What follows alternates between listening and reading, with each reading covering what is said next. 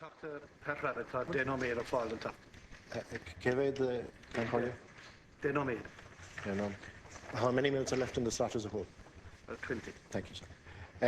Can Corlia, Deputy Gilmore dealt with the role of Fianna Fáil in contributing to the state the country is in. But there is another party. There is another party in government called the Green Party, and before I forget it, I just want to say a word or two about their contribution. I was very struck last night when I left the chamber in the financial resolutions by an interview that I caught almost accidentally by the deputy leader of the Green Party, Deputy Mary White. Asked if she was happy about the budget, she said that she was very happy about the budget, that it had green fingerprints all over it, and that they had delivered on Dáil reform. Now, I was really struck by that because nobody over there said that they were very happy about the budget. Even the Taoiseach went on television and he said that he acknowledged there was serious hardship and he took no pleasure in it. And he had a demeanour that couldn't be worse if Clara lost the county championship. But Mary White was very happy. And then she went on about the green fingerprints. Well, I don't know what the green fingerprints on this budget are. There's no carbon tax. There's nothing on the disabled persons grant. The 150 million is gone for public transport. There's nothing in it about bulbs or carrots or parsnips or anything like that. So where are the fingerprints? And then it dawned on me that what she's talking about is that she has delivered Dáil reform. And that's where Mr. Gormley now is taking shelter, as he hid from the photograph of the Cabinet press conference yesterday. He's responsible for Dáil reform. And when you look at it, you say, well, where is this Dáil reform? Yes, in the budget yesterday, there was a list of severe cuts for TDs. Severe and necessary, I think, in the context of where the country is and the necessity to give a lead, you know, including cutting pensions for former ministers and all that kind of thing. But how is that Dáil reform? I mean, the only element of Dáil reform that's listed there are the committees. And what did the Minister for Finance say about committees? He said the Oireachtas Commission will deal with that. The committees are a creature of the government, of the Taoiseach, not of the Oireachtas Commission. So I don't know where the Dáil reform is in this package. But I have some, I find it hard to stomach Minister Gormley lecturing us on the cuts that should be made over here. Ever since the media started the campaign about the add-ons that were created by Taoiseach Ahern, ever since that started, Minister Gormley, from his speech in Dundalk and a half a dozen times since, has chosen to lecture the House on how he's going to clean up Dodge City. Well, I find it very interesting. When he negotiated government with Mr. Ahern, who's the author of all the add-ons, I don't suppose there's anybody arguing about the benchmark of ordinary TDs to principal officers. It's Mr. Ahern's add-ons that caused the media begrudgery and outcry. And what did Minister Gormley say when he met Minister Ahern to negotiate the government? How many committees? Can I have one? How many junior ministers? Can I have one? Did he object at that time to any of these issues? No, he did not. He did not. And senators, he didn't ask for one, he asked for two. He said, can I have two senators?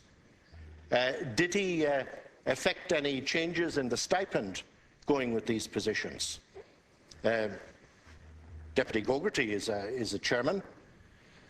He created an event of considerable moment when the news came from the Green Party conference that he was going to resign as party spokesperson on education. Now, I didn't know there was a party spokesperson on education in the Greens, and I certainly didn't know that Deputy Gogarty was it. But the remarkable thing is he didn't forego the 20,000 stipend that came with it. And some deputies in here say, well, you know, Deputy Gogarty is a nice fellow, slightly eccentric, and rolls around on the floor at public meetings and asks Senator Francis Fitzgerald to tickle his belly and so on. And people give him some indulgence for this. The fact of the matter is, I don't think the guy is daft at all. I think he's the biggest actor in this House. And I think he's been getting away with it. And, you know, if you want to go back a bit further, what about Deputy Sergeant? I mean, I've been reading articles in the papers recently about the reason for this country's casual acquaintance with ethics and that kind of thing is because of the Catholic ethos, the firm purpose of amendment and that kind of thing. Well, Deputy Sergeant is not a member of the majority faith, but he is more Jesuitical than anyone who is. I mean, this is the man who said, I'm not going to lead the Green Party into government with Fianna Fáil. And he didn't. But he got Deputy Gormley to lead it in. And he went in the back door and re-emerged as the minister responsible for parsnips and organic tomatoes. So that's the record of Deputy Sergeant on the matter. And I have to say, in terms of Minister Gormley, that he has a decision to make now if he wants to take the high moral ground. And that is, what's he going to do in the Christmas bonus? He'll get an opportunity in this House very soon to vote on the Christmas bonus. The few bob that's paid to social welfare recipients at Christmas time to make Christmas possible for them.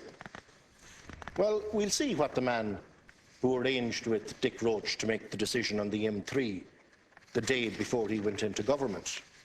We'll see what he does now on the Christmas bonus. Because, you know, what is the biggest decision that this government has made since it came into office? The biggest decision, without any doubt, was the 440 billion underwriting of the reckless behaviour of untruthful bankers. And where was Minister Gormley? Asleep. Asleep, I mean literally in bed with the phone turned off, and a Garda had to shake him up to tell him that the two Bryans had been up all night and that they had mortgaged the future of the country in order to save the banking system, and as the Taoiseach would have it, and I'm not questioning his motivation, to save the economy. Minister Gormley was asleep. It was a Monday night. He had given instructions that the bicycle clips be left out for the following morning with the helmet, because when the cameras are there for cabinet meetings, you cycle to work that morning. That's very important. And the two Garda cars follow you with the lunchbox of Ryvita and tomato and so on. So you cycle in that morning. But he had to be raised early that morning because he couldn't be found when the time came to make his decision. Excuse me, Cancolia. Now, Cancolia, or Las Cancolia, the point here is that a party that doesn't stand for anything will stand for nothing. And that's the position the Greens have arrived at. And we're going to now see what they will do on the Christmas bonus and on the other matters. Because, quite frankly, for too long now, they've been flying beneath the radar. They're so concerned about saving the planet that they have nothing to do with the state of the economy. Their preoccupation is the planet with loftier things. Well, we'll see now. We'll see. Because the performance up to now has been lamentable. I see that Minister Sargent is letting the Taoiseach know that he's available to switch to another ministry. And that must, at this time of depression, give the country a bit of a lift.